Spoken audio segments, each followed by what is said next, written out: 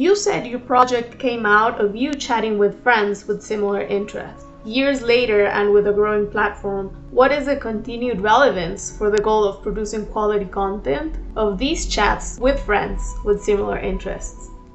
Yeah, I mean, I socialize with people who write for us and who are involved in our platform all the time, and this definitely does help generate ideas for the site, help us understand issues better in ways that might not be able to be discussed on the open internet, but help us put things in context and anticipate, nothing in terms of secrets aren't being revealed to me, but just helping to understand, like, if I have a friend who works on the Hill, like what's actually holding up this bill on naval infrastructure, for example. This is usually stuff like that.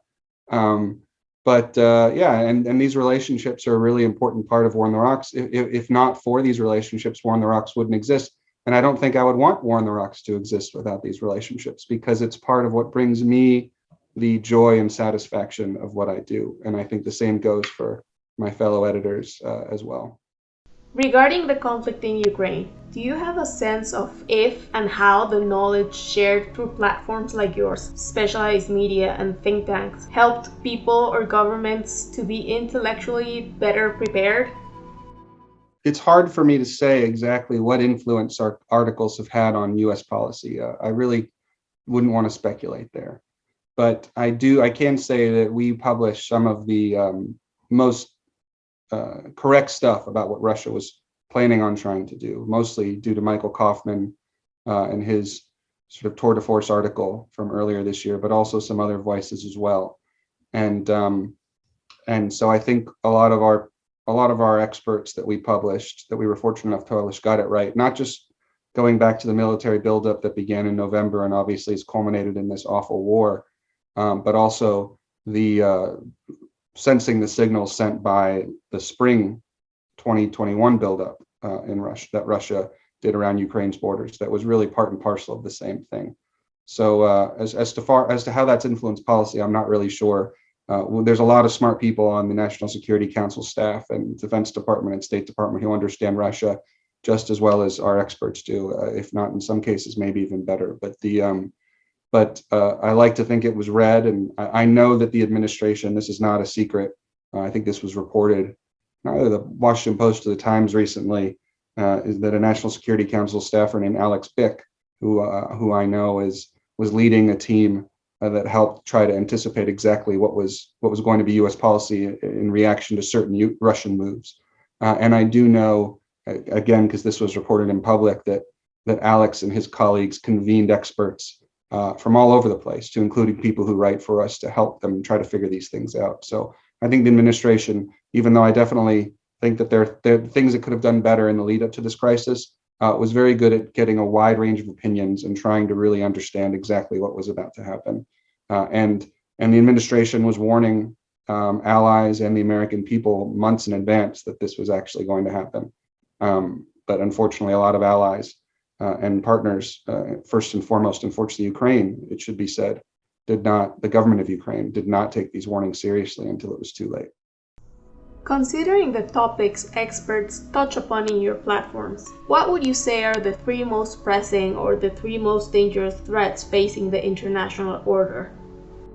And I'm glad you took the Russia-Ukraine thing off the table, even though that's front of mind for so many of us for obvious reasons. I'd say the three in order are China, North Korea, and Iran, and I'll be more specific about each. China is what to do about a rising China that is has been for about a decade now, increasingly aggressive and assertive in the way that it deals with its neighbors, other actors in the region, as well as global power, the global power, the United States.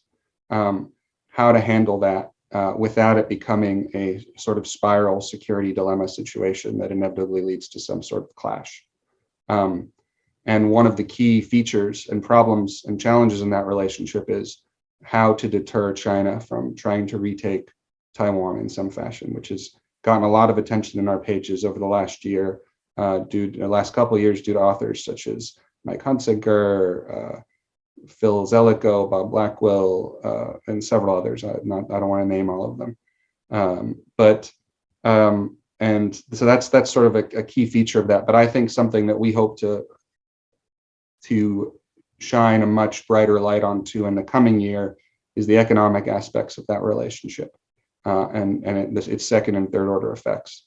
One of the curious things to me, for example, about this country's China policy is that we don't seem to have a trade policy. I mean, that's no exaggeration. There seems to be no trade policy on Asia in this administration. And a lot of the people who are in charge of our hard security, national security China policy don't really have an influence on that, unfortunately. So this comes down to the president and the U.S. trade representative. And I know there's a lot of people, those of us on the outside, looking at the White House and wondering exactly what's going on there. So we'll be talking more about that in the coming year. The second is North Korea. You know, it's easy to forget now because we're focused on the crisis of the day, but this is something that dominated headlines during the Trump administration. And I think that North Korea is going to take advantage of a lot of what we're seeing now to cause some more trouble in the near term. And it doesn't seem like the Biden administration's policy has done anything novel or different. It's sort of trying to return to Obama era policies in some ways, and which really just kicks the can down the road rather than doing something decisive. And while we can certainly criticize the former president, President Trump, for quite a lot, and I don't think it's a secret that I am not a fan of his, he at least tried to do something bold and different. And a lot of people understandably teased him about it. And some of the things he did were dangerous and disruptive, to be sure. But I think it's really easy to look at that and ignore the fact that several successive administrations, Democratic and Republican, had an atrocious policy towards North Korea that helped lead to the situation that we're in today. And the third, I bring up Iran, because I think the failure to come to a deal, to return to something like the nuclear deal that we inked in 2015 with them, and to adhere to it under a Republican administration that might follow the Biden administration sooner than some people in the White House would like, will have disastrous cascading second and third order effects throughout the region. I think that a lot of mainstream Republican, and when I say Republican, I'm really talking about elected members of Congress, because I don't think this is a mainstream opinion among Americans and Republican voters, is to try to create a situation where there is no choice but to oust this regime. And I actually think that, and we've seen this with the sort of continuing calls for maximum pressure against Iran, which blew up in our faces and resulted in Iran having far more centrifuges and being far closer to a nuclear weapon. But I think that's the exact, that's the exact pretext that a lot of Republicans on the Hill unfortunately want to create to do away with this regime, as if we haven't learned lessons from the last time that we tried to do that. So those are the three things that I think are our biggest national security challenges that also have really complicated politics behind them in Washington. I think that what we're doing with Russia will actually embolden a lot of the Iran hawks and say, look, we can do even more. Maximum pressure can actually work, which I think would be a misguided lesson to take away from all of this. I think Biden was unwise to not lift unilaterally the Trump era sanctions on Iran, which most Democrats and most Americans agreed were not legitimate. And that could have gotten us to a deal more quickly. And the concerns on the Iranian side, of course, are why make a deal that you guys are just going to pull out of again? And you have people, I point in this direction because the Capitol building is literally right there, not too far outside my window, is a lot of people in that building are saying they're going to do that. So making it much harder to come to a deal. And my view is as tyrannical, awful, and disgusting as the Iranian regime is, an Iranian regime with nuclear weapons would be actually much worse.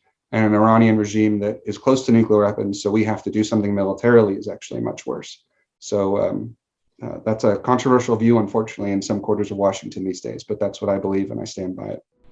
With this new war we are witnessing, and with all the uncertainty it brings, how do you see your platforms addressing everything coming out of it?